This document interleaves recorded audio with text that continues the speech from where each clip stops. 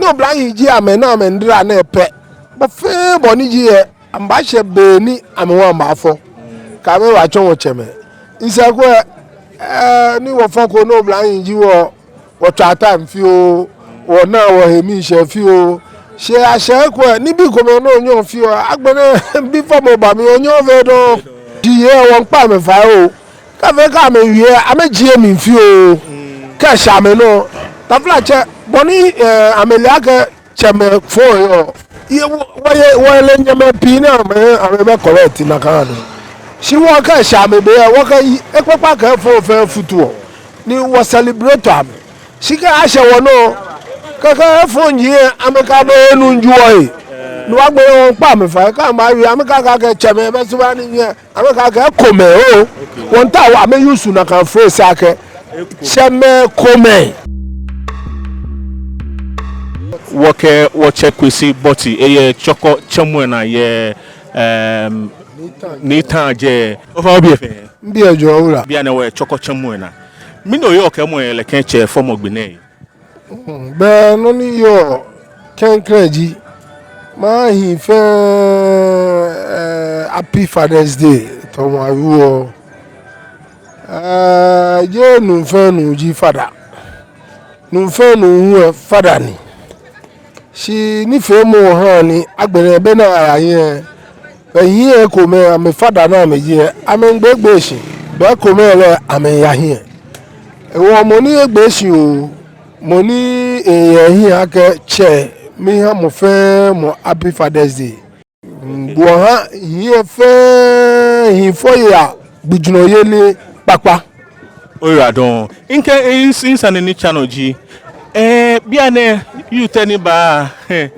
eji me oya nga woko no ka ha me mini oba ka me kechon che form ogbene mini wi mo yo no pa ka me mo fe mo you te fe no ni ma ka me ji ake afi bijuro na yo ke ha cheme o mo fe mo bo mo de no chu ben ko che no ha le bijuro papa ta fla che e fo nju e papa ju bo mo de no ha le bijuro papa bo ni afi koko o che ton ni gbowo ka ton e ja ke ngmale ke wo nya ko che wala sa bo na afi no wala sa ke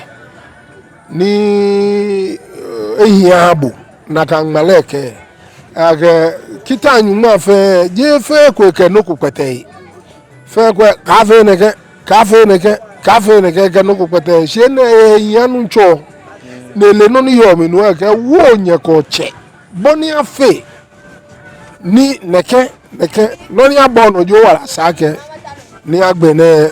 ehiabu no hwele o fa ne ka okwe esake wo yele ken che form ogbene lo o esawa ke sanu wo ye che form ogbene eja ke wo ye onyama no wo ha me ni wo ye onyama no wo ha me pe esake wo ye chama no eja ke nu nka yo ni fo yo kome fo ni nu kome fo fomo to bo ire kente bo ni aluola ka be ku ete ke ni ho ni ne duro abeku ete nde duro fomo na ke yo no ni ka tete ka tete to mo blofo ke what is good for the goods is equally good for the gander no saka wo yo e ja ka bo fe bo lo wa fe chejile ni le effort alo ni fe mo han ni obaje e wo saka wo yo ora don shidaji no shi oblahin meaning nga oyo ke ha me because akuchu emi oblahin baba o na meji the future leaders of mane oya nga ko the country no pa wa nga ni yo ke ha me kankraji no oblahin ji amena amendra na epe ba fe boni ji e amba she beni amewa mbafo ka me wa chon wo cheme nsa ko ni wo fon ko no oblahin ji wo tata mfi o wo na wo hemi she fi o she a she ko ni bi ko me no onyo fi o agbene bi fo mo ba mi onyo ve do e ja ke da ne esani o kanu kwato ke anyu mo na mo be bro you have to save for the rainy day chu to mo insere na yo do da ne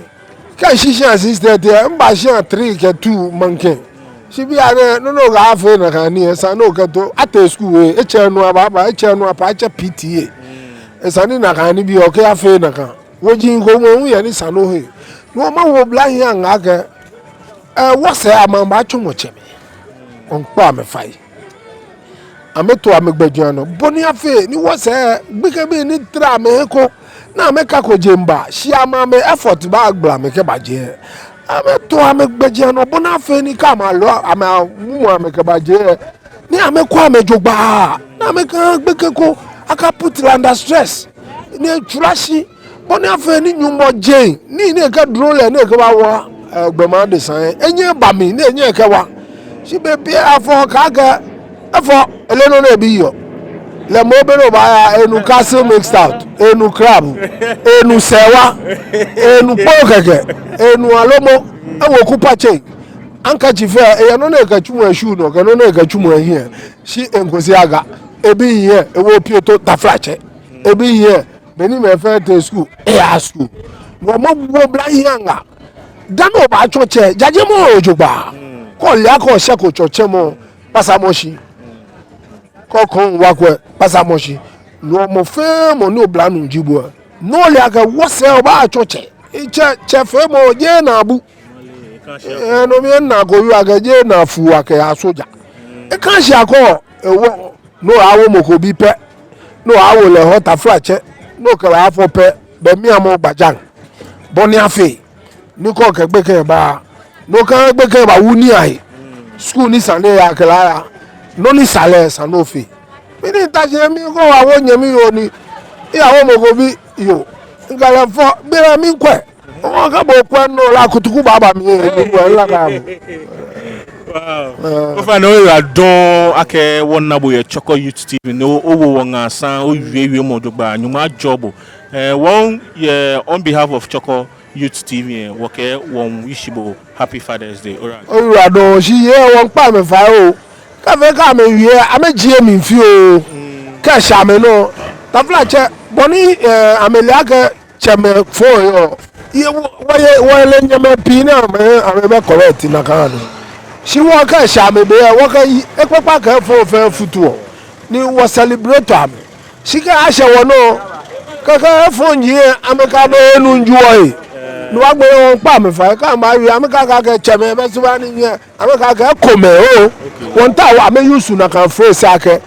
cheme kome na me pa na kan o hi ame hi agba me ko chomo won pa me fa je fe na hi o je mo fe mo ele bi e kome lo wo ka me wi amesa lo jogba na me wi ake cheme e kome wo ka me po egbe aka kome wan che wo bi wole aka wo bi e kome e bo omode nu ele wole ni won pa fai o mo ko la aka chejibo ibude ncho o me ohe owe no na aka ni bi e bono ya le je na kan won po fai o ka ye wo amusun cho yen po fa chata o ka ye wo amusun cho yen po fa aka chata o agbe na afi na ele jaje mo he o bi le kwa mo le o e fe mistake mo so onye o fe ka te na no agbene kwa mo bi le ko ni ya akwa wo je mo hello mo okay ba ablari abi woke wo sani egba ibana gbe ni woke wo chenu wo gba sani ji kwesi boti eye Chorkor chemu na ye ni tan je ewo be konklo ba gbanye gbe na ko keleke video ne ko ye susumoko alo ye no ko wie mo ke wo comment section nye radon